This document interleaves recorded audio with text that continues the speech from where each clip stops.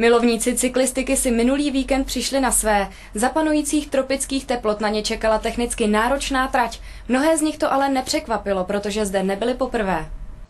Uplynulý víkend ve Vystrkově u Humpolce odstartoval cyklistický štafetový závod. Soutěžilo se ve 3 kategoriích, kde byly ženy, muži, ale i smíšené dvojice. Tento rok jedeme 6. ročník a je to štafetový závod dvojic, letos na 120 minut.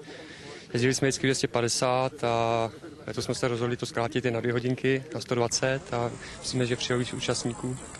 Úkolem závodníků bylo ujet za stanovený čas co nejvíce okruhů po vyznačené přibližně 6 km dlouhé trati. Trať vede po lesních a lučních cestách, je to spíš pro horský kola. Takže si to projedu 1-2krát do roka. Je to náročný, no, ale jsme na to zvyklí. Trému máme, trať je rychlá, že jo? No, ale obtížná je, protože se zase pojede rychle. V uplynulých ročnících závod trval déle, po trati se jezdilo 250 minut. Letošním rokem byl závod zkrácen a to přilákalo více účastníků.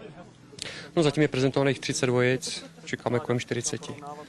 Po ukončení závodu mnozí volali osvěžení u místního rybníka. Hlavní cenou byl tzv. Přetržený převodník, podle kterého byl závod také pojmenován. Soutěž byla úspěšná a všichni už se nyní mohou těšit na příští rok.